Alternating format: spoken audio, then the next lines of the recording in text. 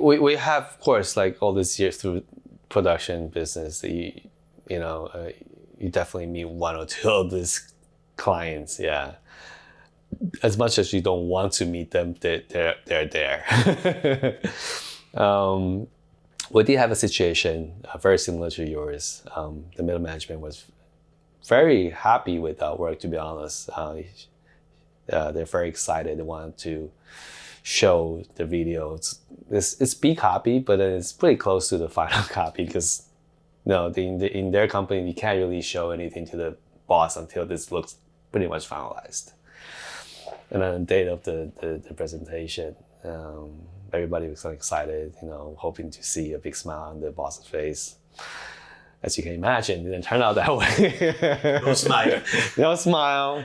Yeah. And then, direction of wind just like changed, instantly.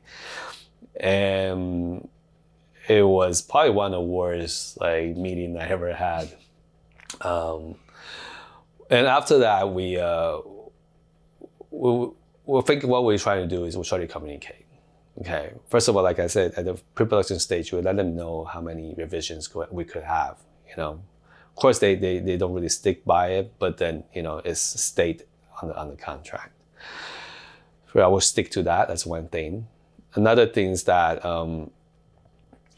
we let them know through our communications. They know that this video is done pretty much in accordance to what we discussed it. You can look at the storyboard, trying to match the storyboard. You can look at the production quality. I don't think anyone would say this video is awful. It's just something that maybe he doesn't like. Okay, so now you can say, screw you, we're not doing this, we're not doing that. Or for a lot of times you have a lot of money tied up with the client, probably still hasn't paid up the full amount yet. Mm-hmm. So you can't really say screw that. Or a lot of times the clients are too big, you don't want to take it to the court. Mm-hmm. So this is the time you really have to just communicate. For us, our first goal is trying to get them to acknowledge that it's not our fault that we end up in this situation. Okay, we share responsibilities, but you have to understand how much responsibility is shared between two parties. Okay, we did everything we can. We follow through with the pre-production, the storyboard, and it was agreed through all the stages. Okay, even the revisions. Okay, so you have to let them understand that. Okay, another thing is once they understood, we still have to make the video that's to the satisfactory to the big boss. And that comes the bigger question is, we ran out of the budget. What to do with it? Okay.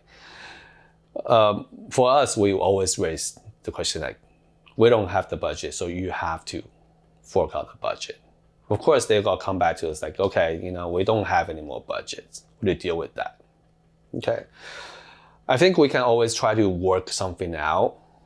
For example, okay, if you don't have the budget for this particular project, so let's talk about if we can work on something out in the future. I know maybe it's not a good timing to bring it up because even the first project is not completed. You're talking about future projects. But we have to think of, what I'm trying to say is you have to think all the possibilities. Yeah, I see. Try to make it work. Like to merge some of the resources of the next one to the previous one. So yes. And then also when you do the either reshoots or the editing, trying to think all the ways to do the revision without spending too much extra money. Okay, so let's think of the worst case scenario. The boss exactly what he wanted. He really wanted this office to be shot, and it's not in Taipei, and then all this money needs to be spent. In that situation, we just have to tell them, there's no way we could have done it with our current situation because we can't fork out plane tickets to fly to Shanghai to shoot that and put it in here. I think maybe another solution. Can we get somebody to shoot in Shanghai? Maybe you can do photos instead of video. We can animate the photos. Okay, can we add a little bit of stock footage in there to make the content a little different? And a lot of times the stock footage, their quality is good enough to match the quality of what you have. So then we try to communicate. That's going to be a long process. But then I think one thing is they know that you're dedicated to solve the issue. So you're not just saying, okay, no, screw you, we're not doing this. We didn't do anything wrong, it's all your fault. And that's when things just stopped. You're probably never going to get your payment, and the video will never be completed. Everybody's wasted their time and money. That's not what I wanted.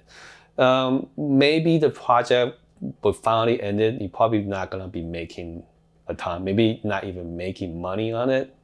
But our goal is not to lose money at it. So at least that video can be shared in the future for another pitch or something. That's what we do.